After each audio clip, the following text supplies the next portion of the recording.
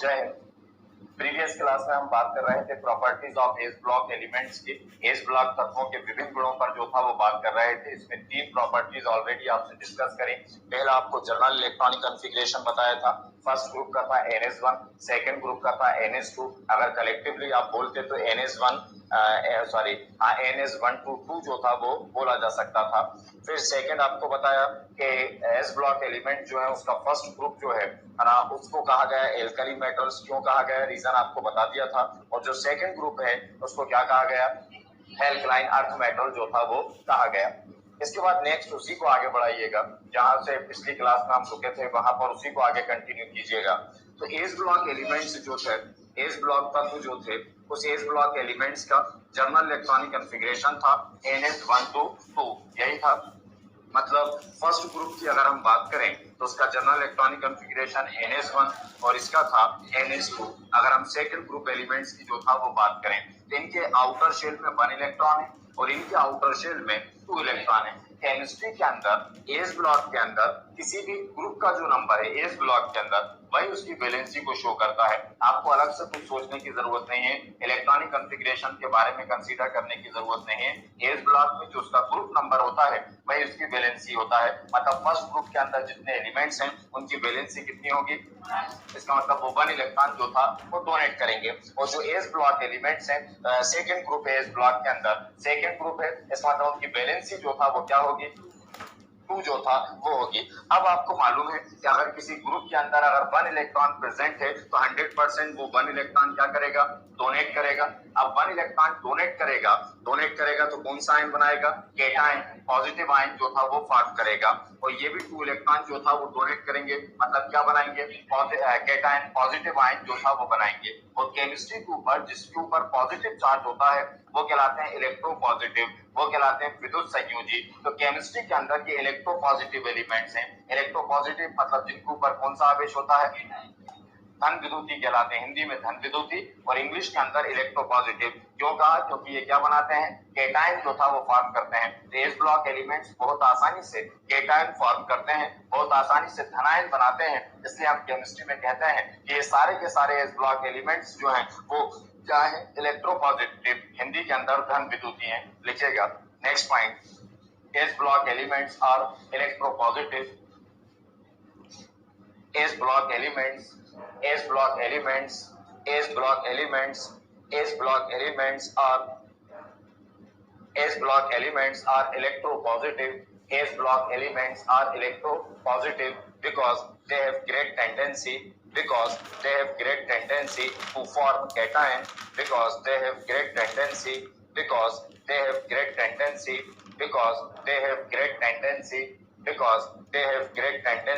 to form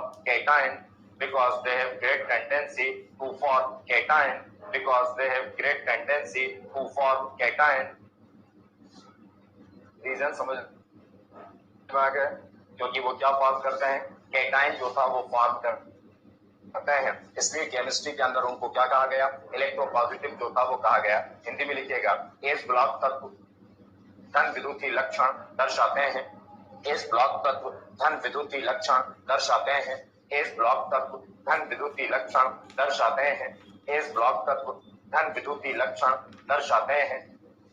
S block तत्व धन विद्युतीय लक्षण दर्शाते हैं क्योंकि इनमें धनायन बनाने की क्षमता पाई जाती है, क्योंकि इनमें धनायन बनाने की क्षमता पाई जाती है, क्योंकि इनमें धनायन बनाने की क्षमता पाई जाती है। क्लियर ये। अब केमिस्ट्री में कोई एलिमेंट्स रिएक्शन में जब पार्टिसिपेट करता है तो रिएक्शन होना का मतलब क्या कहलाता है, कोई भी न्यू बॉन्ड फॉर्म करना, कोई भी नए बंध का बनना रिएक्शन कहलाता है। और कभी कभी बॉन्ड का ब्रेक होना भी केमिस्ट्री में रिएक्शन कहलाता है। तो न्यू बॉन्ड फॉर्म होना या किसी बॉन्ड का ब्रेक होना यही रिएक्शन है केमिस्ट्री के अंदर। और बॉन्ड का फॉर्म होना, न्यू बॉन्ड का फॉर्म होना, नए बंध का बनना किस पे डिपेंड करता है, आउटर शेल के इलेक्ट्रॉनों पर डिपेंड करता है, अंतिम कक्ष के इलेक्ट्रॉनों पर जो था वो डिपेंड करता है। और अगर किसी एलिमेंट के अंदर केवल केटायन बनाने की कैपेबिलिटी हो, जो जितने आसानी से धनायन बनाता है, जो जितने इजीली केटायन बनाता है, वो हमेशा आयनिक बॉन्ड जो था फॉर्म करते हैं। आयनिक बॉन्ड का मतलब होता है इलेक्ट्रॉन को एक ट्रांसफर से जो बॉन्ड फॉर्म होते हैं। मतलब एक एटम ऐसा होता है ऐसा होता है जो इलेक्ट्रॉन रिसीव करता है और वहां पर जो बॉन्ड फॉर्म होता है वो आयनिक बॉन्ड होता है और इस तरह के कंपाउंड जो था वो कहलाते हैं आयनिक कंपाउंड, हिंदी के अंदर आयनिक यौगिक। आई बात समझ में? तो केमिस्ट्री में जितने इस ब्लॉक एलिमेंट्स हैं सब के सब आयनिक कंपाउंड फॉर्म करते हैं, आयनिक यौगिक बनाते हैं। रीजन क्योंकि इन सब के अंदर इलेक्ट्रॉन को डोनेट करने की कैपेबिलिटी है, इलेक्ट्रॉन को दान करने की जो था वो क्षमता है। लिखिएगा S block elements, S next point, next property, S block elements, S block elements, S block elements have great tendency, S block elements have great tendency, S block elements have great tendency, S block elements have great tendency, have great tendency, as block elements have great tendency, have great tendency to form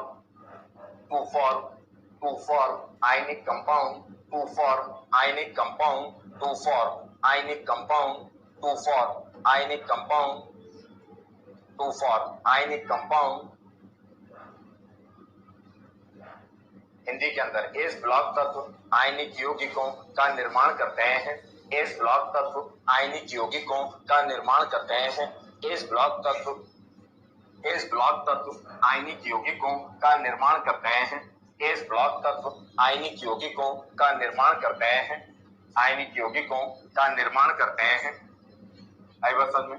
chemistry के अंदर अगर periodic table में इनकी reactivity पर बात की जाए, कि क्रियाशीलता पर बात की जाए, तो ये सबसे रिएक्टिव एलिमेंट्स जो था वो माने गए। केमिस्ट्री के अंदर किसी की रिएक्टिविटी किससे डिसाइड होती है? केमिस्ट्री में किसी की भी रिएक्टिविटी इस बात से डिसाइड होती है तो कौन कितने आसानी से इलेक्ट्रॉन को डोनेट कर सकता है, कौन कितने आसानी से इलेक्ट्रॉन को दान कर सकता है। केमिस्ट्री के अंदर जो एस ब्लॉक एलिमेंट्स है, अभी हम पढ़ेंगे पीरियोडिसिटी। केमिस्ट्री में जब भी आप लेफ्ट टू राइट मूव करते हैं, बाएं से दाएं की तरफ जाते हैं केमिस्ट्री में, तो जो एलिमेंट्स होते हैं उनका एटॉमिक साइज जो था वो डिक्रीज होता जाता है, उनका परमाणु आकार जो था वो छोटा होता जाता है। मतलब आप किसी पीरियोडिक टेबल में बाएं से दाएं पर पीरियोडिसिटी देखेंगे, लेफ्ट टू राइट जब आप मूव करेंगे तो उनका एटॉमिक साइज जो था वो क्या होता जाएगा? डिक्रीज जो था वो होता जाएगा।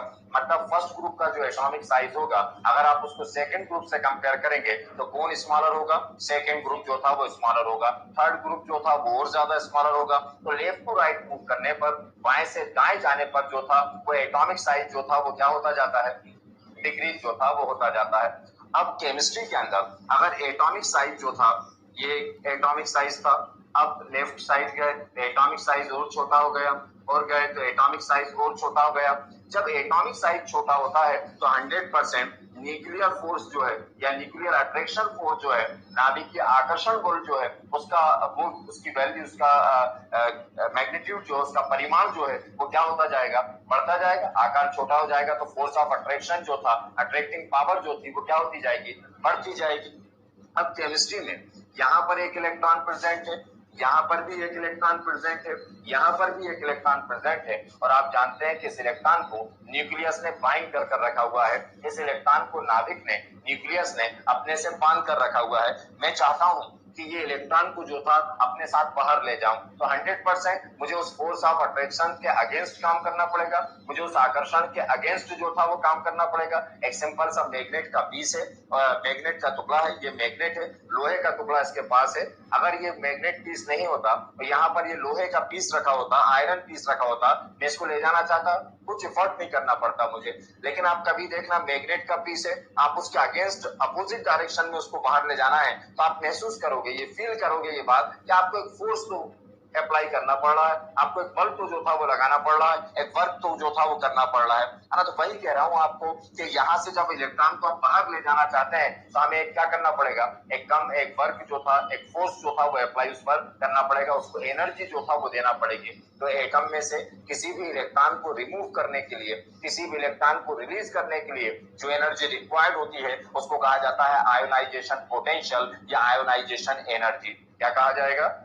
Ionization energy, ionization potential. अभी सीधे साधे लफ्जों में, अभी सीधे साधे तरीके से कह रहा था केमिस्ट्री में कि कौन कितना रिएक्टिव है ये इस बात से डिसाइड करता है कि इलेक्ट्रॉन कौन कितने आसानी से डोनेट करता है। अब थोड़ा थोड़ा समझने लगे, इलेक्ट्रॉन को डोनेट करने के लिए एनर्जी रिक्वायर्ड है, उसको बाहर करने के लिए उसी एनर्जी को क्या कहा?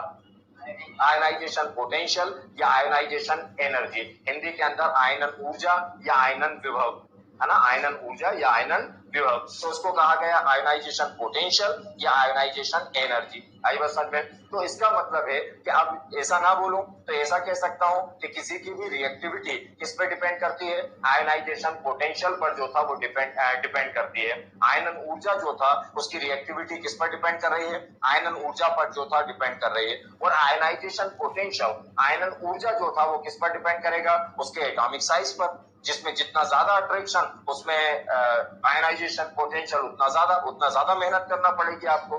तो स्मॉलर एटॉमिक साइज स्मॉलर है मतलब आयनाइजेशन पोटेंशियल हायर है, मतलब इलेक्ट्रॉन आसानी से डोनेट नहीं होगा, ज्यादा एनर्जी देना पड़ेगी, और ज्यादा एनर्जी देना पड़ेगी मतलब आयनाइजेशन पोटेंशियल हाई है, मतलब उसकी रिएक्टिविटी क्या होगी, कम होगी केमिस्ट्री के अंदर। तो जितने भी एस ब्लॉक एलिमेंट्स हैं पूरे पीरियोडिक टेबल में इनका एटॉमिक साइज कंपैरेटिवली पूरे पीरियोडिक टेबल से आवर्त सारणी में एस ब्लॉक तत्वों का परमाणु आकार पूरी आवर्त सारणी से ज्यादा होता है, एटॉमिक साइज रखते हैं, इनकी आयनाइजेशन पोटेंशियल क्या हो जाएगी, ज्यादा के कम, बाकी से कंपेयर कर रहा हूँ, पीरियोडिसिटी नहीं कर रहा, बाकी ब्लॉक से कंपेयर कर रहा हूँ। तो एस ब्लॉक तत्वों की आयनाइजेशन पोटेंशियल, एस ब्लॉक तत्वों की आयनन ऊर्जा कंपैरेटिवली दूसरे एलिमेंट से जो था पीरियोडिक टेबल से, उनसे क्या हो जाएगी, कम हो जाएगी। और अगर कम हो गई आयनाइजेशन पोटेंशियल तो इनकी एनर्जी भी क्या होगी, सॉरी इनकी रिएक्टिविटी भी क्या होगी, ज्यादा। तो ये रिएक्टिव एलिमेंट्स माने गए, इतनी बात आ गई।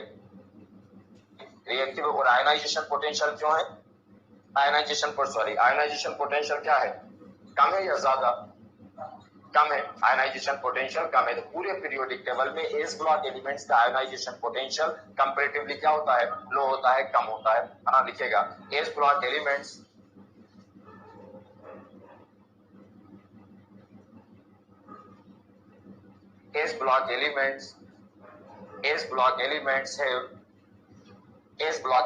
have low ionization potential.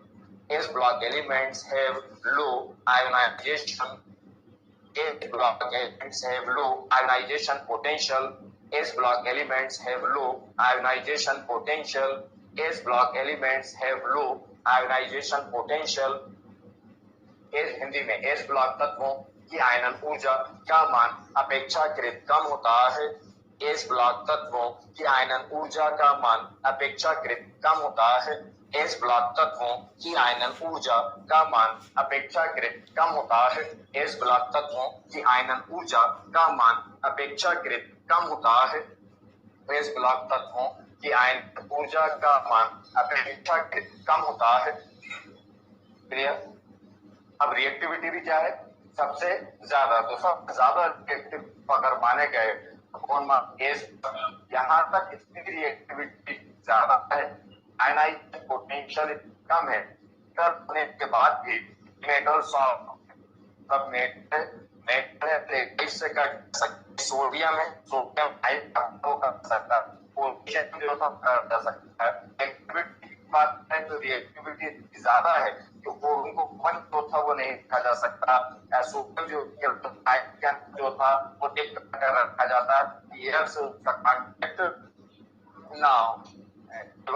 देखिए S block elements are soft metal, S block elements are soft metal, S block elements are soft metal, S block elements are soft metal.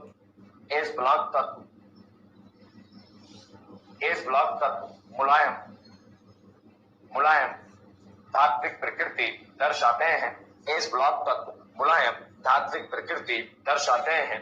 S block elements are soft metal, S block तत्व मुलायम धात्विक प्रकृति दर्शाते हैं, मुलायम धात्विक प्रकृति दर्शाते हैं। अगर हम इलेक्ट्रिसिटी की बात करें तो ये गुड कंडक्टर जो था वो माने गए। साइंस के अंदर अगर एक कॉमन बात बताता हूँ, यहाँ बार बार पढ़ना पड़ेगा आपको, बाकी बार मैं फिर डायरेक्ट दिखाने लगूंगा। केमिस्ट्री के अंदर अगर कंडक्टिविटी पर बात की जाए, चालकता पर जो था वो बात की जाए कि आप कोई मेटेलिक कंडक्टर है या नहीं, कोई धात्विक चालक है या नहीं, मतलब उसमें इलेक्ट्रिक करंट पास थ्रू हो सकती है या नहीं, तो हम कैसे पता करते हैं? सिंपल, उसका इलेक्ट्रॉनिक कॉन्फ़िगरेशन लिखो, जिसके बारे में पूछा जाए दो बातें एक साथ होती है, एक कंडक्टिविटी चालकता और दूसरी कलर्ड नेचर, कलर्ड नेचर रंगीन है या नहीं। तो कोई चालक है विद्युत का, चालकता, कंडक्टिविटी और कलर नेचर, है ना। कलर नेचर के कलर्ड है या नहीं, वो रंगीन है या रंगीन, दोनों का कारण जो है वो एक ही है। केमिस्ट्री में किसी के पास अगर अनपेयर्ड इलेक्ट्रॉन है, किसी के पास अयुग्मित इलेक्ट्रॉन है, तभी वो गुड कंडक्टर होगा, तभी वो चालक होगा, और वो तभी जो था वो कलर्ड होगा। कोई भी कलर शो करे, लेकिन 100% कलर शो करेगा। किसी के अंदर सारे इलेक्ट्रॉन देखो, जिसमें भी पूछा गया आपसे, उसके अंदर सारे इलेक्ट्रॉन जो था वो आप देखो, और सारे इलेक्ट्रॉन अगर पेयर्ड है, सारे इलेक्ट्रॉन अगर युग्मित है, तो वो कलरलेस होगा, रंगहीन होगा, कभी वो कोई कलर शो कर ही नहीं सकता। और दूसरी बात, वो बेड कंडक्टर होगा, इंसुलेटर होगा, कुछ चालक जो था वो होगा। जैसे सोडियम की बात करें, आपसे कहा ये कलर्ड होगा या नहीं होगा, या कंडक्टर होगा या नहीं, हमने इसका इलेक्ट्रॉनिक कॉन्फ़िगरेशन लिखा 11, ये लिखा मैंने 1s2 2s2 2p6 3s1। Outer shell में देखते हैं, केवल अंतिम कक्ष में देखते हैं, ये था 3s1, ये s, इसमें 1 इलेक्ट्रॉन है, अनपेयर्ड है, पेयर नहीं है, जोड़ा नहीं है, पेयर नहीं है, युग्म नहीं है, मतलब ये क्या है, कलर्ड। और इलेक्ट्रिसिटी का भी क्या है, गुड कंडक्टर, विद्युत का भी क्या है, चालक। लेकिन आप कोई कहता Na+ मतलब 1 इलेक्ट्रॉन डोनेट कर दिया, तो ये क्या हो जाता, 1s2 2s2 2p6 3s0, ये था। अब इसमें कितने हैं, तो ये 2 पहला क्लॉक पता है, ये सब पढ़ सके, ओम्स लॉ से। सेकंड 2s2, पी में कितने हैं 6, 1 by 1 1 2 3 4, ये था। सारे इलेक्ट्रॉन क्या है, मतलब ये कंडक्टर नहीं है, ये बेड कंडक्टर है, ये इंसुलेटर है, कुछ चालक हो गया। और दूसरा कलरलेस है, कोई कलर शो नहीं कर सकता। ये पूरी केमिस्ट्री में ऐसे, पूरी केमिस्ट्री फिजिक्स कहीं पर भी अगर पता करना हो, ये सबसे आसान तरीका होता है ना। तो ये कह रहा था कि जितने भी एस ब्लॉक एलिमेंट्स हैं, ये फ्लेम टेस्ट शो करते हैं। कौन सा टेस्ट, फ्लेम टेस्ट, है ना। तो ये फ्लेम टेस्ट हिंदी में कहते हैं ज्वाला परीक्षण। इसको फ्लेम टेस्ट किसे कहते हैं केमिस्ट्री के अंदर, कि जब आप लैब के अंदर जाते हैं, तो उस लैब के अंदर जब आप जाते हैं, तो एक ग्लास रॉड आप देखते हैं, कांच की एक छड़ देखते हैं। अगर आप देखेंगे कि सिरे से जो था वो ड्रॉप, कहीं पर भी उसको क्रैक किया जाता है, तोड़ दिया जाता है, थोड़ा सा रफ कर दिया जाता है। अब जब रफ, जहां पर रफ एरिया जहां पर रहता है ना, उसके ऊपर आप मेटल को, मेटल के छोटे से छोटे पीस जो था उसको रखते हैं, और बर्नर के पास लेकर जाते हैं, बर्नर के पास जलते हैं, कर लेकर जाते हैं। जैसे ही वो बर्न करता है, जैसे ही वो जलता है, तो वहां से जो फ्लेम, वहां पर फ्लेम जो था प्रोड्यूस होगी, वो ज्वाला जो उत्पन्न होगी, वो फ्लेम जो प्रोड्यूस होती है, आप केयरफुली वॉच करो, उस फ्लेम के अंदर आपको कलर जो था वो दिखाई देगा। एज ब्लॉक एलिमेंट्स जो हैं, उस एज ब्लॉक एलिमेंट्स में सारे तत्व जो होते हैं, सारे एलिमेंट्स जो होते हैं, वो कोई ना कोई स्पेसिफिक कलर जो था वो शो करते हैं। और अगर किसी को कलर से पहचाना जाए इस तरह से, तो उसको कहा जाता है कि वो फ्लेम टेस्ट जो था वो शो करते हैं, वो ज्वाला परीक्षण जो था वो दर्शाते हैं। तो जितने एज ब्लॉक एलिमेंट्स हैं, सबके सब क्या शो करते हैं, फ्लेम टेस्ट जो था शो करते हैं, ज्वाला परीक्षण जो था वो दर्शाते हैं। रीजन आया समझ में। अब क्यों दर्शा रहा है, क्योंकि कौन से इलेक्ट्रॉन है, अनपेयर्ड इलेक्ट्रॉन। अगर इसमें अनपेयर्ड नहीं होते तो क्या फ्लेम टेस्ट शो करते, क्या ये नहीं, कोई कलर ही नहीं दे सकते थे, क्योंकि सारे इलेक्ट्रॉन क्या होते, पेयर्ड, है ना। और उसका क्यों होता है, अनपेयर्ड इलेक्ट्रॉन से क्या होता है ये भी बता चुका आपको, कि ये अनपेयर्ड इलेक्ट्रॉन ही जो होता है, जब आप इसको फ्लेम देते हैं, टेम्परेचर देते हैं, तो ये अनपेयर्ड इलेक्ट्रॉन उस टेम्परेचर को अपने में एब्जॉर्ब कर लेता है, अपने में अवशोषित कर लेता है, और हायर एनर्जी लेवल में जम कर जाता है, कुछ ऊर्जा स्तर में जम कर जाता है। जब आप टेम्परेचर देना बंद करते हैं, तब वह इलेक्ट्रॉन जो था वो रिटर्न होता है, वही इलेक्ट्रॉन जो था वो वापस आता है। याद हो, बताया था आपको कि जब वो इलेक्ट्रॉन वापस आता है, तो वो एनर्जी जो उसने एब्जॉर्ब करी थी, अब वो क्या करता है, एमिट करता है। एनर्जी को एमिट किसके फॉर्म में करता है, रेडिएशन के फॉर्म में, या और आपको पता अच्छी बात है, रेडिएशन के फॉर्म में, नहीं तो सीधे कह सकते थे लाइट के फॉर्म में, लेकिन आप पढ़ चुके अब, तो किसके फॉर्म में, हर रेडिएशन की क्या होती है, वेवलेंथ। शाबाश। हर रेडिएशन की क्या होती है, वेवलेंथ, और हर वेवलेंथ का क्या होता है, कलर। इसलिए वो हमको क्या दिखाई दे रहा है, कलर जो था वो दिखाई। इतना आपको नहीं, ये तो आपकी नॉलेज में होना चाहिए, हमें तो कैरेक्टर लिखना है यहाँ पर, तो मैं सिंपल इतना लिखाऊंगा, लेकिन आपको पता होना चाहिए था ये पॉइंट क्यों लिखाया गया। तो जितने भी एस ब्लॉक एलिमेंट्स हैं, ये सब क्या शो करते हैं, फ्लेम टेस्ट जो था वो शो करते हैं। रीजन जहां पर पढ़ना होगा वहां पर बताऊंगा, अभी ये आपको सिंपल एस ब्लॉक की प्रॉपर्टीज पढ़ना। लिख लीजिए, S block elements, S block elements, S block elements, S block elements give, S block elements give flame test, S block elements give flame test, S block elements give flame test, S block elements give flame test Hindi में S block तत्व ज्वाला परीक्षण दर्शाते हैं। S block तत्व ज्वाला परीक्षण दर्शाते हैं।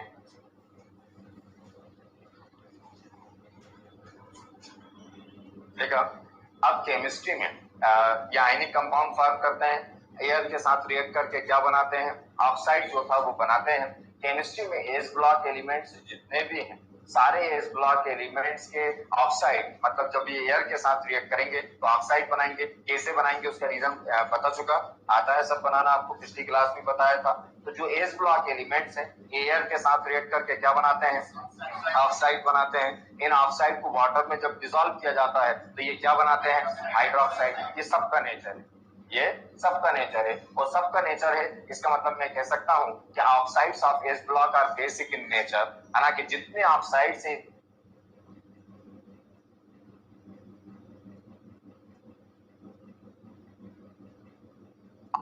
S block elements oxides of, लिखाता जा रहा हूं, कोई जरूरी नहीं कि 9 10 की आपको लिखना, नंबर देखकर आप डिसाइड कर लीजिएगा। Oxides of S block elements, oxides of S block elements are basic in nature. Oxides of S block elements are basic in nature. Oxides of S block elements are basic in nature. Are basic in nature. Hindi में S block तत्वों के oxide, S block तत्वों के oxide क्षारीय प्रकृति दर्शाते हैं। S block तत्वों के ऑक्साइड क्षारीय प्रकृति दर्शाते हैं। लिखा, एस ब्लॉक तत्वों के ऑक्साइड क्षारीय प्रकृति दर्शाते हैं। केमिस्ट्री में अगर ये बातें ध्यान रखें तो दूसरी चीजें पढ़ना बहुत आसान हो जाएगी, इसलिए मैं सबका रीजन जो था बताते जा रहा हूँ। जबकि हमें यहाँ पर बस कैरेक्टरिस्टिक्स के बारे में पढ़ना था, लेकिन थोड़ा सा डाउट बना रहता, आपको अच्छा फील नहीं होता आपको, तो हर एक का रीजन हमें पता होना चाहिए वैसे भी पढ़ते हुए। अब एस ब्लॉक एलिमेंट्स जितने भी हैं, जो भी एस ब्लॉक एलिमेंट्स हैं, सबके ऑक्साइड जो था वो बेसिक थे। क्यों थे, कल रिएक्शन से भी जो था वो एक्सप्लेन आपको कर दिया था। अब एस ब्लॉक एलिमेंट्स के अंदर आउटर शेल के अंदर कितने इलेक्ट्रॉन है, 1 इलेक्ट्रॉन है ना। फर्स्ट ग्रुप के अंदर 1 इलेक्ट्रॉन है, सेकेंड ग्रुप के अंदर क्या है, 2 इलेक्ट्रॉन्स है यहाँ पर। इसलिए ये आसानी से इलेक्ट्रॉन को डोनेट करते थे। सबके सब इलेक्ट्रॉन क्या कर रहा है, डोनेट कर रहा है ना। केमिस्ट्री में इलेक्ट्रॉन को डोनेट करने जो काम कर रहा है, क्या काम कर रहा है, इलेक्ट्रॉन को डोनेट करने का काम कर रहा है। इस काम को अगर कोई नाम देना है, इलेक्ट्रॉन डोनेटिंग कैपेबिलिटी, इलेक्ट्रॉन दान करने की प्रवृत्ति, ऐसे नहीं कहना हो इसको। केमिस्ट्री में ऑर्गेनिक केमिस्ट्री के अकॉर्डिंग इस नेचर को, ये काम करना, इलेक्ट्रॉन दान करने का काम करना, 1 इलेक्ट्रॉन को डोनेट करना, 2 इलेक्ट्रॉन को डोनेट करना, मैं केमिकली इस काम को कोई नाम देना चाहता हूं, तो केमिकली इस काम को हम जो नाम देंगे वो कहलाएगा ऑक्सीडेशन।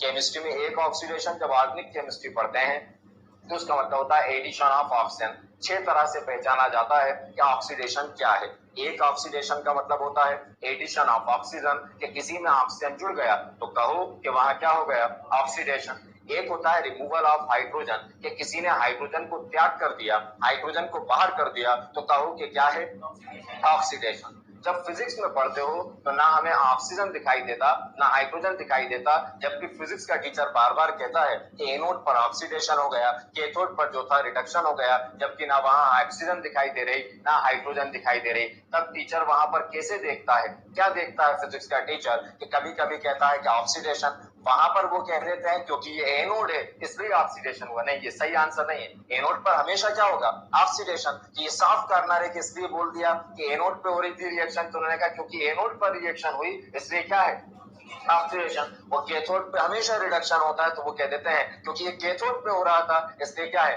रिडक्शन। नहीं, ऐसे नहीं, मैं छुपा लेता हूं अब की बार एनोड और कैथोड, अब की बार एनोड और कैथोड छुपा देता हूं। और अब आपसे कहता हूं कि बताओ कि अब ये 2 रिएक्शन मैंने लिख दी, अब देखकर बताओ फिजिक्स में कि ये किस पर एनोड पर होगी और कौन कैथोड पर होगी। आप तब भी बता सकते हो। कैसे, कि अगर केमिस्ट्री के अंदर जब ऑक्सीडेशन को वहां देखा जाए, जिस पर ऑक्सीडेशन है वो एनोड हो जाएगा। अब ऑक्सीडेशन वहां कैसे पहचानेंगे, ऑक्सीडेशन वहां पहचानेंगे जो इलेक्ट्रॉन डोनेट करते हैं, उसको कहा गया ऑक्सीडेशन। तो देख लो कि क्या इलेक्ट्रॉन डोनेशन, इलेक्ट्रॉन ये डोनेटिंग वाली कैपेबिलिटी जो है, इलेक्ट्रॉन को दान करने की प्रवृत्ति जो है वो हुई या नहीं। अगर वहां कोई इलेक्ट्रॉन डोनेट कर रहा है तो कह दो ऑक्सीडेशन हुआ, और किसी प्रोसेस में इलेक्ट्रॉन रिसीव हो रहा है तो क्या कह दो, रिडक्शन कह दो। ये जितने भी आपको एस ब्लॉक एलिमेंट्स हैं क्या करते हैं, इलेक्ट्रॉन डोनेट करते हैं या एक्सेप्ट करते हैं, तो कौन सा काम करते हैं, ऑक्सीडेशन। मतलब इनका क्या हुआ, ये क्या हुआ, इनका ऑक्सीडेशन। इन एलिमेंट्स का क्या हुआ, बहुत ध्यान सुनना, तो इन एलिमेंट्स का क्या हुआ, अब जो कॉमन मिस्टेक सब करते हैं, जिसका ऑक्सीडेशन होता है उसको ऑक्सीडाइजिंग एजेंट बोल देते हैं, नहीं गलत है ना, जिसका ऑक्सीडेशन होगा वो रिड्यूसिंग एजेंट, जिसका ऑक्सीडेशन होगा वो रिड्यूसिंग एजेंट, जिसका ऑक्सीकरण होगा है ना वो क्या कहलाएगा, अपचायक कहलाएगा। तो जितने एल्कली मेटल्स हैं, जितने एस ब्लॉक एलिमेंट्स हैं, सब क्या है, रिड्यूसिंग एजेंट। अब कोई पूछे रिड्यूसिंग एजेंट क्यों है, तो क्या कहो, या तो अब जवाब तरीके से क्या होना चाहिए, तो सामने वाला समझ जाता है कि आपकी डिप्थ जो है वो कितनी है। बहुत सारे आंसर है, आप कहो कि इनका क्या होता है, ऑक्सीडेशन, या कहो कि ये इलेक्ट्रॉन को क्या करते हैं, डोनेट। इसका मतलब अब जिसका जो इलेक्ट्रॉन डोनेट करेंगे उसका क्या हुआ, ऑक्सीडेशन, उसका क्या हुआ, ये क्या वो समझ गए, तो काम क्या हुआ, ऑक्सीडेशन। वो खुद क्या है, ये दोनों में डिफरेंस समझ जाना है ना, जिसका ऑक्सीडेशन होता है वो होते क्या है, रिड्यूसिंग एजेंट है ना, तो वहां काम क्या हुआ, ऑक्सीडेशन, वो स्वयं है क्या, रिड्यूसिंग एजेंट। रिड्यूसिंग एजेंट जिसका ऑक्सीडेशन होगा वो अपोजिट है, आप ऐसे समझ लो है ना, अगर याद नहीं रख पाते। और जहां पर दो पैरेलल चीजों को स्टडी की जाती है तो एक ही बात को याद रखना, दोनों को याद रखना चाहोगे तो हमेशा कंफ्यूज होगे, कभी कुछ बोल दोगे कभी कुछ बोल दोगे, तो दूसरे को कभी याद नहीं रखते, हमेशा एक ही बात को याद रखते हैं। जिनकी भी पैरेलल स्टडी की जाती है दो चीजें साथ, जब कई बार मैंने बहुत सारे बच्चों को देखा वो एनोड और कैथोड के साइन भूल जाते हैं, वो वही बोलते होंगे जो दोनों पे याद रखने की कोशिश करते हैं कि एनोड पे ये चार्ज होता है, कैथोड पे ये चार्ज होता है। आप समझ लो जो आपको अच्छा लगता है बस वो याद रखो कि एनोड है तो एनोड एनोड याद रखना, कैथोड होता है कि नहीं होता केमिस्ट्री में साइंस में हमें याद ही नहीं रखना है ना, क्योंकि पैरेलल स्टडी है। तो वहां पर जब दो पेयरिंग पढ़ी जाती है तो एक को याद रखा जाता है, दोनों को याद रखोगे तो कभी कुछ गलती करोगे कभी कुछ गलती करोगे। समझ में आ गया। तो जितने इस ब्लॉक एलिमेंट्स हैं वो सब क्या है, स्ट्रॉन्ग रिड्यूसिंग एजेंट, प्रबल अपचायक। रीजन समझ में आ गया, लिखिएगा, S block elements are strong reducing agent, S block तत्व प्रबल अपचायक होते हैं। S block elements are strong reducing agent, S block elements are strong reducing agent, S block तत्व प्रबल अपचायक होते हैं। S block elements are strong reducing agent, S block elements are strong reducing agent, S block तत्व प्रबल अपचायक होते हैं। बढ़े आगे। अब जो मर्जी है आपकी वो लिख सकते हैं, जो ऐसा कुछ भी नहीं है कि जो मैंने लिखा आपको याद आता जाए वो लिखते जाएंगे। अभी पूरी इनऑर्गेनिक केमिस्ट्री खत्म कर दूंगा तो इनकी जरूरत भी नहीं पड़ेगी आपको, फिर तो और बहुत सारे जुड़ जाएंगे पॉइंट्स आपको, तो जो मन में आ जाए बस ध्यान रखें कौन कौन सी प्रॉपर्टीज है, जो उस टाइम ध्यान आ जाए वो वहां पर नोट कर सकते हैं अलग। बढ़े आगे। ये किसके बारे में बात कर रहे थे, एस ब्लॉक। नेक्स्ट है P block elements, P block तत्व, P block elements, P block तत्व, P block elements, P block तत्व। अब मॉडर्न पीरियोडिक टेबल में आधुनिक आवर्त सारणी में 13 to 18th ग्रुप जो है 13 से 18 समूह के जो तत्व हैं इनको कलेक्टिवली जो था वो क्या कहा गया, पी ब्लॉक एलिमेंट जो था वो कहा गया। रीजन जो था वो आप जानते हैं, इन सबका इलेक्ट्रॉनिक कॉन्फ़िगरेशन लिखेंगे, सबका लास्ट इलेक्ट्रॉन किसमें इंटर होगा, पी ऑर्बिटल के अंदर इंटर होगा, इसलिए इनको क्या कह दिया गया, पी ब्लॉक एलिमेंट्स जो था वो कहा गया। फिर कैरेक्टर पे एक एक करके बात करते हैं, पहले ये सिंपल लिख लें। In modern periodic table, in modern periodic table, in modern periodic table, in modern periodic table, in modern periodic table, in modern periodic table, in modern periodic table, in modern periodic table, elements of 13th to 18th group, elements of 13th to 18th group, elements of 13th to 18th group, in modern periodic table, elements of 13th to 18th group, 13th to 18th group are collectively called as, are collectively called as, are collectively called as, are collectively called as, are collectively called as P block elements, are collectively called as P block elements, are collectively called as P block elements, are collectively called as P block elements because last electron of these elements because last electron of these elements, because last electron of these elements, because last electron of these elements, because last electron of these elements, because last electron of these elements entered p orbital, entered p orbital, entered p orbital, entered p orbital। Hindi में आधुनिक आवर्त सारणी के 13 to 18, आधुनिक आवर्त सारणी के 13 to 18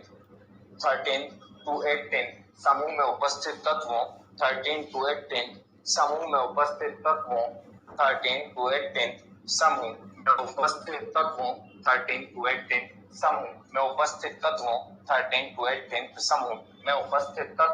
समूह में उपस्थित तत्वों को पी ब्लॉक तत्व कहा जाता है। उपस्थित तत्वों को पी ब्लॉक तत्व कहा जाता है। उपस्थित तत्वों को पी ब्लॉक तत्व कहा जाता है क्योंकि इन तत्वों का अंतिम इलेक्ट्रॉन पी कक्षक में प्रवेश करता है। क्योंकि इन तत्वों का अंतिम इलेक्ट्रॉन पी कक्षक में प्रवेश करता है। नेक्स्ट है properties of P block elements. Properties of P block elements, P block तत्वों के विभिन्न गुण।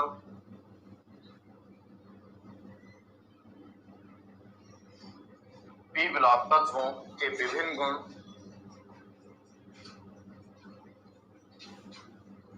केमिस्ट्री के अंदर सबसे पहले फिर वही सबसे इंपॉर्टेंट क्या है कि ये पता हो कि उस पूरे पी ब्लॉक के अंदर उनके आउटर शेल के अंदर उनके अंतिम कक्ष के अंदर कुल कितने इलेक्ट्रॉन है। बोरान एटॉमिक नंबर क्या है 513 जो भी था इसका भी ट्रिक बता चुका कैसे पता करते हैं। इनर्ट गैसेस से बताया था आपको। ये क्या है बोरान के बाद एल्युमिनियम, ये बोरान, फिर क्या है कार्बन, यहाँ पर क्या आएगा नाइट्रोजन, ऑक्सीजन, फ्लोरीन। तो फिर पी ब्लॉक को 18 ग्रुप के अंदर इनर्ट गैसेस है। अब सबके अगर आप बात करें ये 1s2 2s2 2p1।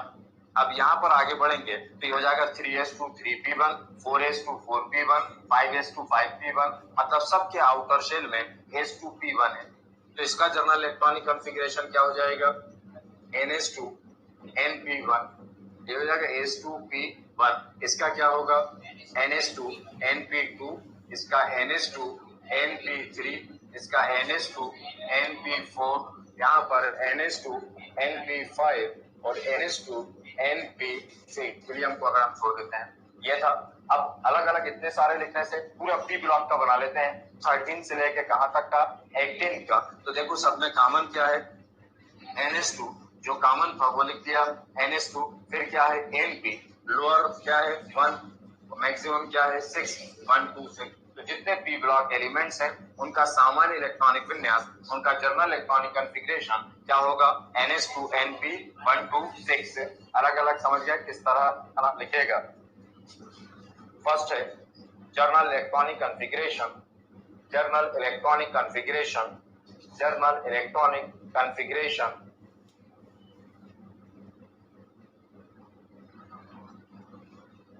Journal electronic configuration, journal electronic configuration, journal electronic configuration of p block elements, of p block elements, of p block elements, of p block elements, of p block elements is ns2 np, is ns2 np 1 2 6, is ns2 np 1 2 6, is ns2 np 1 2 6।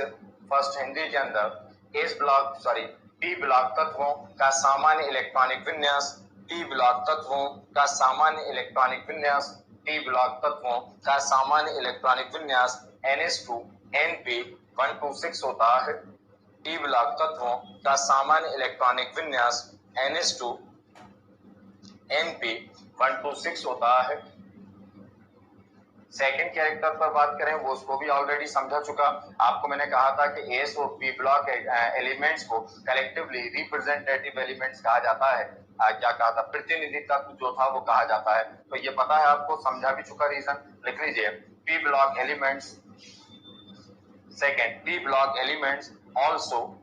P block elements also regarded as representative elements, as P block elements also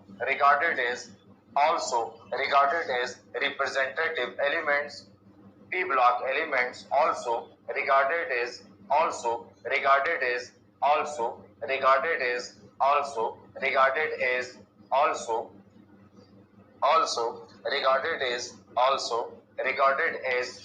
representative elements। Hindi में P block तत्वों को प्रतिनिधि तत्व भी कहा जाता है।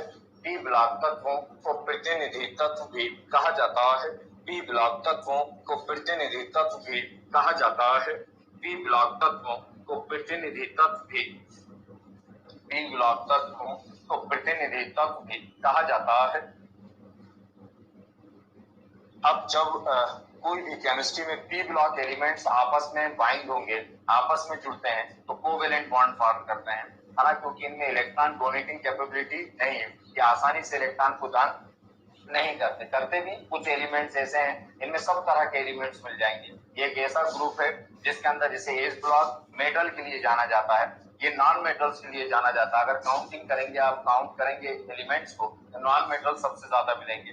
उसके बाद कुछ संख्या में यहाँ पर मेटल है, बहुत कम संख्या में, और फिर सब मेटल है, उप धातु है केमिस्ट्री के अंदर।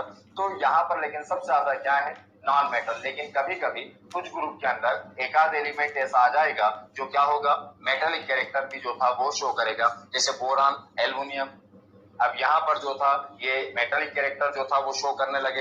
हर एक के अंदर कुछ ना कुछ ऐसा एबनॉर्मल कैरेक्टर है ना, जहां पर वो नॉन मेटल से अलग कैरेक्टर जो था वो शो करेगा। तो सब एलिमेंट्स हैं, मेटेलिक भी है, नॉन मेटल भी है, और सब मेटल भी है, धातु भी है, अधातु भी है, और उप धातु भी है।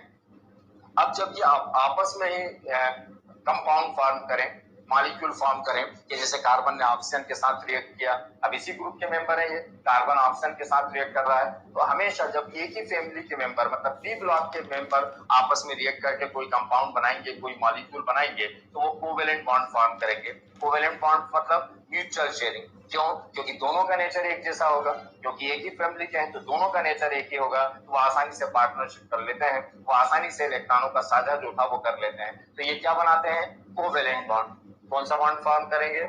लेकिन जब ये दूसरे ग्रुप के साथ जाएंगे, मतलब अगर ये किससे एसोसिएट होना चाहेंगे, एस ब्लॉक के साथ एसोसिएट होना चाहेंगे, तब ये आयनिक बॉन्ड जो था वो फॉर्म करेंगे।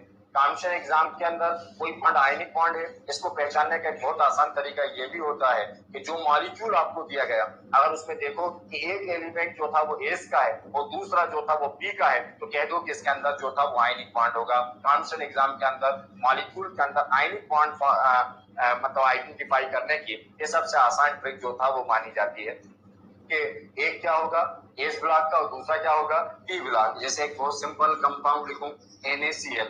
अब इसमें सोडियम जो था वो एस ब्लॉक का है और क्लोरीन जो था वो पी ब्लॉक का है, मतलब इसके अंदर जो बॉन्ड होगा वो कौन सा बॉन्ड होगा, आयनिक बॉन्ड जो था वो होगा।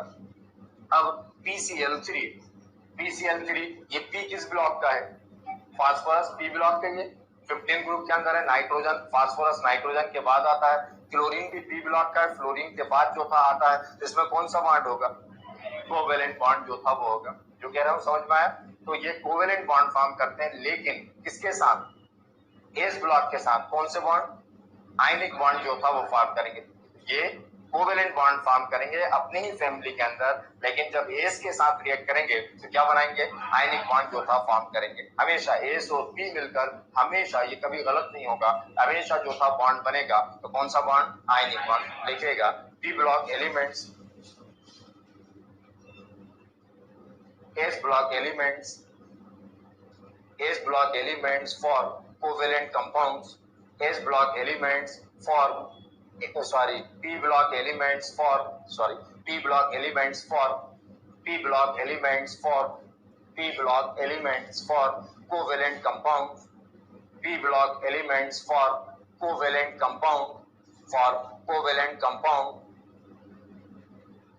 compound, but have great tendency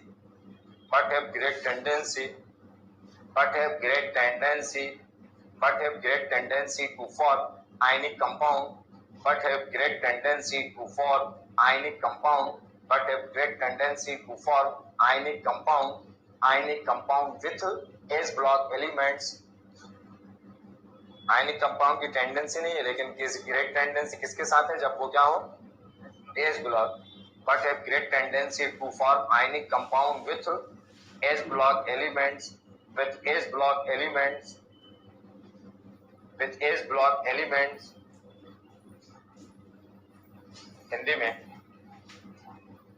P block तत्व से संयोजी यौगिकों का निर्माण करते हैं, P ब्लॉक तत्व से संयोजी यौगिकों का निर्माण करते हैं, P ब्लॉक तत्व से संयोजी यौगिकों का निर्माण करते हैं, P ब्लॉक तत्व से संयोजी यौगिकों का निर्माण करते हैं, P ब्लॉक तत्व से संयोजी यौगिकों का निर्माण करते हैं, लेकिन S ब्लॉक तत्वों के साथ, लेकिन S ब्लॉक तत्वों के साथ, लेकिन S ब्लॉक तत्वों के साथ, लेकिन S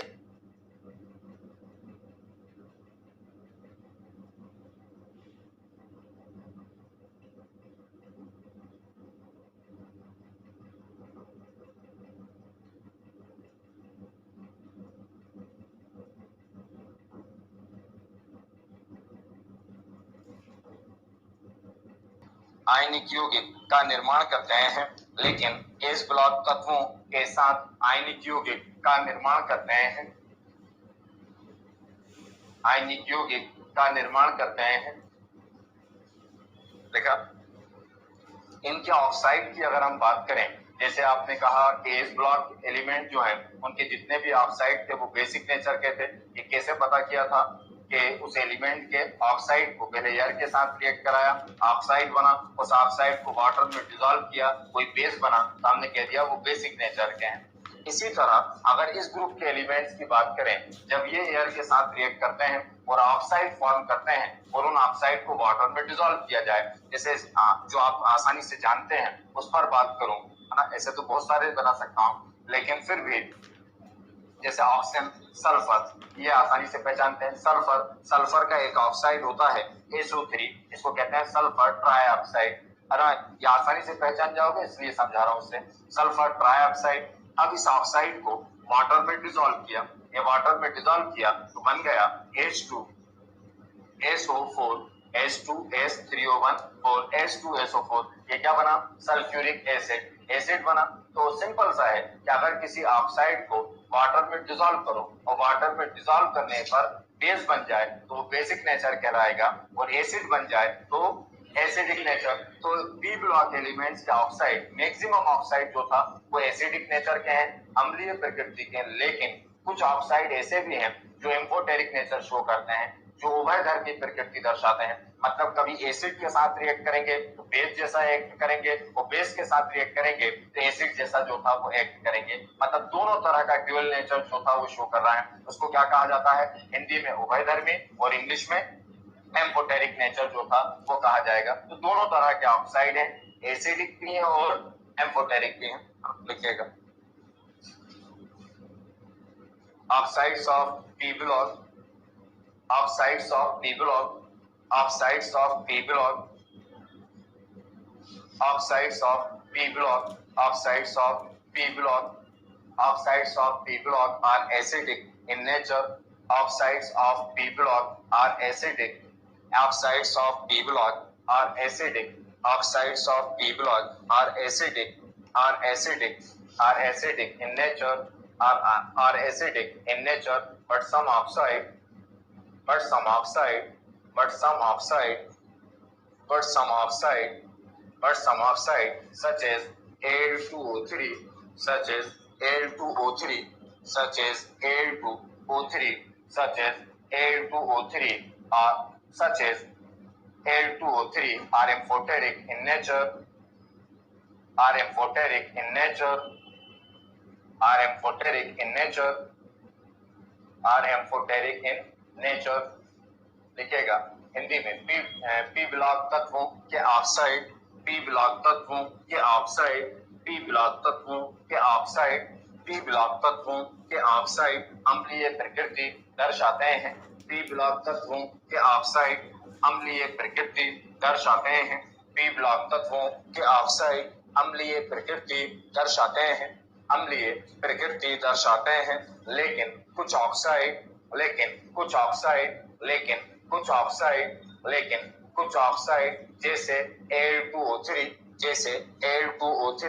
जैसे Al2O3 उभयधर्मी प्रकृति दर्शाता है। Al2O3 उभयधर्मी प्रकृति दर्शाता है।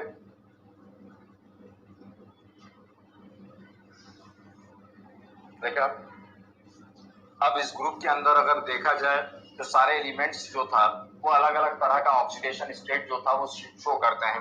पी ब्लॉक एलिमेंट्स की अगर हम बात करें, पी ब्लॉक तत्वों में 13 ग्रुप की अगर बात करूं तो 13 ग्रुप, बोरान एटॉमिक नंबर 5 था, 5 मतलब 2 और फिर क्या है 3, 2 3 है ना। इसके आउटर शेल में 3 इलेक्ट्रॉन है, तो इसके मेन ऑक्सीडेशन स्टेट जो है वो कितनी है 3 है। आप कार्बन में जाएंगे तो कितना होगा 4 होगा। अब लेकिन कुछ एलिमेंट जैसे नाइट्रोजन की बात करूं तो केमिस्ट्री में जब नाइट्रोजन ऑक्सीडेशन स्टेट शो करता है तो -3 से स्टार्ट होती है और +5 तक। मतलब इस नेचर के अंदर, इस प्रकृति के अंदर नाइट्रोजन के जो कंपाउंड अवेलेबल है वो कई तरह के, इसके केमिस्ट्री में ऑक्साइड ही बहुत सारे ऑक्साइड है। नाइट्रोजन ऑक्सीजन के साथ रिएक्ट करके एक नहीं कई तरह के ऑक्साइड बनाता है। एक ऑक्साइड है NO, इसको कहते हैं नाइट्रिक ऑक्साइड, एक है N2O, इसको कहते हैं नाइट्रस ऑक्साइड, एक है NO2, यह नाइट्रोजन डाइऑक्साइड, एक है N2O3 नाइट्रोजन ट्राइऑक्साइड, नेक्स्ट है N2O4 nitrogen tetroxide, N2O5 nitrogen pentoxide. मतलब एयर के साथ ही रिएक्ट करके ये अलग अलग तरह के ऑक्साइड जो था वो फॉर्म कर लेता है।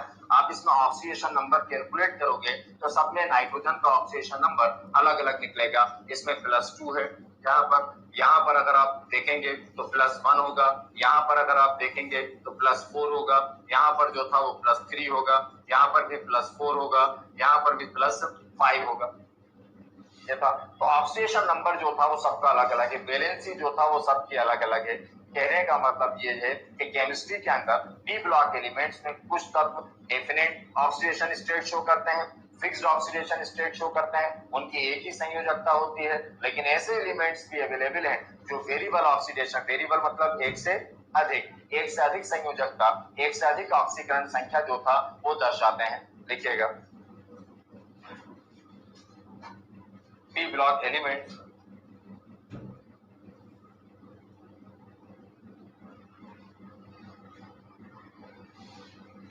एलिमेंट्स एग्जिबिट या शो करके लिख सकते हैं। P block element show definite oxidation state, P block elements show definite oxidation state, P block elements show definite oxidation state, but some elements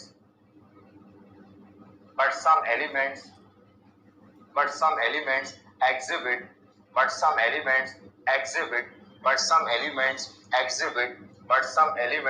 variable oxidation state, but some elements exhibit variable oxidation state, but some elements exhibit variable oxidation state, but some elements exhibit variable oxidation state। Hindi में P block तत्व निश्चित ऑक्सीकरण संख्या दर्शाते हैं। P block तत्व निश्चित ऑक्सीकरण संख्या दर्शाते हैं।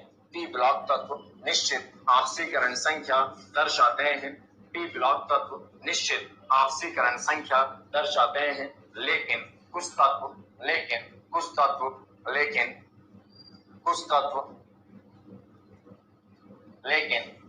तत्व परिवर्ती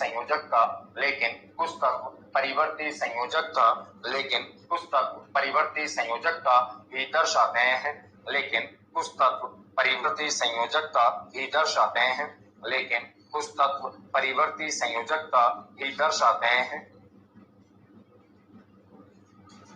पी ब्लॉक एलिमेंट्स के अंदर तीनों तरह के एलिमेंट्स हैं, बता चुका, मेटालिक भी है, सब मेटल्स भी है और नॉन मेटल्स भी है। देखिएगा, in P block elements, in P block बस ऐसे लिखिएगा, in P block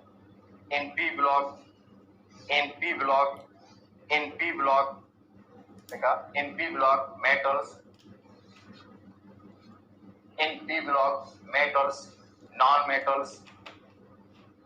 In P block, metals, non-metals.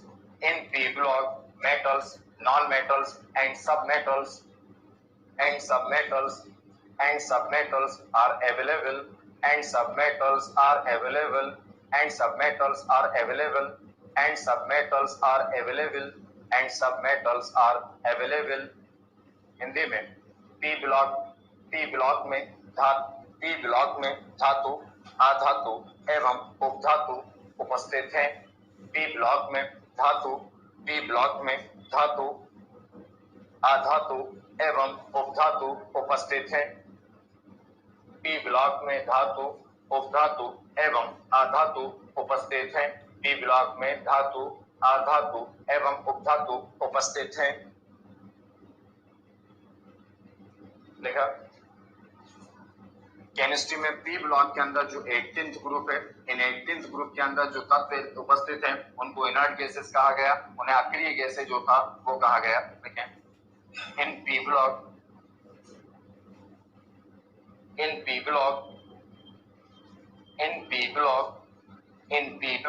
Elements of 18th group, in P block elements of 18th group, in P block elements of 18th group,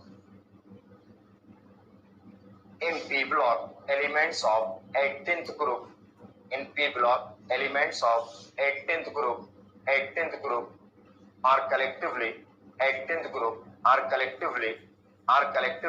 called as inert gases, in P block elements of 18th group are collectively called as inert gases. P block के 18th समूह में उपस्थित तत्वों, P block के 18th समूह में उपस्थित तत्वों, P block के 18th समूह में उपस्थित तत्वों, P block के 18th समूह में उपस्थित तत्वों को अक्रिय गैसें कहा जाता है।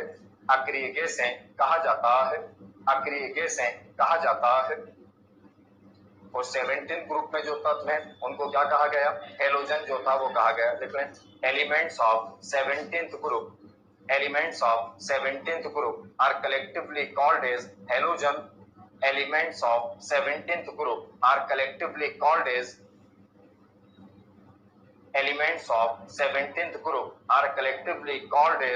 हेलोजन are collectively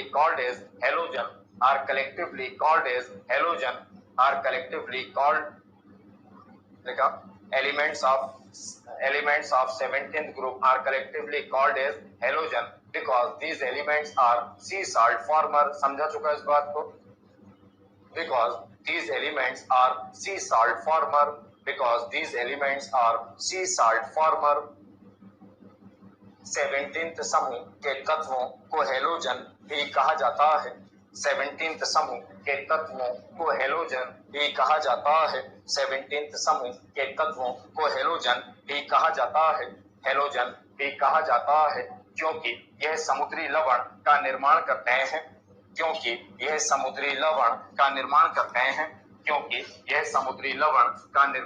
हैं। 17 से पहले क्या आता है? 16। इसमें जो एलिमेंट है ऑक्सीजन, सल्फर, सेलेनियम, टेलुरियम और पोलोनियम, इनको अगर कलेक्टिवली नाम दें तो आप आगे जाकर पढ़ोगे, इनको केल्कोजन जो था वो कहा गया। तो इनको क्या नाम दिया गया? केल्कोजन। तो इनको एक और नाम दिया जाता है केल्कोजन। रीजन, केल्कोजन का मतलब होता है ओर फार्मिंग एस्क बनाने वाले। दुनिया में जितनी मेटल है ओर के फॉर्म में मिलती हैं, एस्क के रूप में जो था वो मिलती हैं। और केमिस्ट्री में दुनिया में ज्यादातर मेटल जिससे एक्सट्रैक्ट की जा रही हैं, जिससे धातुओं का निष्कर्षण किया जा रहा है, वो ज्यादातर ओर जो है, एस्क जो है, वो या तो ऑक्साइड ओर है या सल्फाइड ओर है। अब ऑक्साइड ओर कौन बनाएगा? ऑक्सीजन। और सल्फाइड ओर कौन बनाएगा? सल्फर बनाएगा। तो ये केमिस्ट्री में ये माना गया कि इस ग्रुप के एलिमेंट्स एस्क बनाने वाले हैं, इस ग्रुप के एलिमेंट्स ओर फॉर्मिंग है, ओर बनाने वाले हैं। इसी को लैटिन लैंग्वेज में कहा गया केल्कोजन। केल्कोजन का मतलब है ओर फॉर्मिंग, एस्क बनाने वाले। इसलिए इनको कलेक्टिवली क्या कहा? केल्कोजन। लिखिएगा, elements of 16th group, 16th समूह के तत्वों elements of 16th group are collectively called as chalcogen. 16th समूह के तत्वों को कैल्कोजन भी कहा जाता है। 16th समूह के तत्वों को कैल्कोजन भी कहा जाता है। 16th समूह के तत्वों को कैल्कोजन भी कहा जाता है। कैल्कोजन भी कहा जाता है क्योंकि यह तत्व अयस्कों का निर्माण करते हैं। क्योंकि यह तत्व अयस्कों का निर्माण करते हैं। Elements of 16th group are collectively called as chalcogen because these are pore forming because these are pore forming because these are pore because these are pore forming because these are pore forming पोर बनाने वाले हैं, अयस्क बनाने वाले हैं, इसलिए इनको क्या कहा गया? कैल्कोजन। 16 के पहले क्या? 15 ग्रुप। 15 ग्रुप भी एक स्पेसिफिक नाम से जाना जाता है, यह कहलाता है निकोजिन। निकोजिन एलिमेंट्स। तो केमिस्ट्री के अंदर 15 ग्रुप के एलिमेंट्स को जो था वो क्या कहा गया? निकोजिन जो था वो कहा गया। निकोजिन एलिमेंट जो था वो कहा गया। क्यों का? निकोजिन का मतलब होता सफोकेटिंग, दम घोटने वाले। तो इस 15 ग्रुप के elements nitrogen, phosphorus, arsenic, antimony, bismuth, जब ये कंपाउंड फॉर्म करते हैं तो वो जो कंपाउंड बनते हैं वो सफोकेटेड कंपाउंड होते हैं, दम घोटने वाले कंपाउंड। उनकी प्रेजेंस में ब्रीथ करना, सांस लेना मुश्किल होता है ना। तो ये सफोकेटिंग कंपाउंड है, ये दम घोटने वाले यौगिक है। इसी को लैटिन लैंग्वेज में कहा गया निकोजिन, है ना। निकोजिन से मतलब होता है निकोमाइड। निकोजिन, निकोमाइड मतलब दम घोटने वाले, है ना। तो ये निकोजिन थे, इसलिए केमिस्ट्री में निकोजिन थे मतलब दम घोटने वाले थे। दम घोटने वाले को निकोजिन कहा गया, इसलिए ग्रुप को क्या कह दिया गया? निकोजिन ग्रुप जो था वो कह दिया गया। लेकिन elements of 15 group are collectively called as pnicogen. 15 समूह के तत्वों को निकोजिन भी कहा जाता है। 15 समूह के तत्वों को निकोजिन भी कहा जाता है। Elements of 15th group are collectively called as nicotine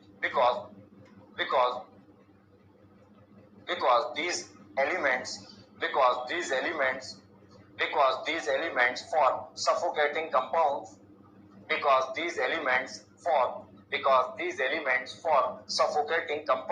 because these elements form suffocating compound 15th समूह के तत्वों को निकोजिन भी कहा जाता है। 15th समूह के तत्वों को निकोजिन भी कहा जाता है। 15th समूह के तत्वों को निकोजिन भी कहा जाता है क्योंकि यह दम घोटने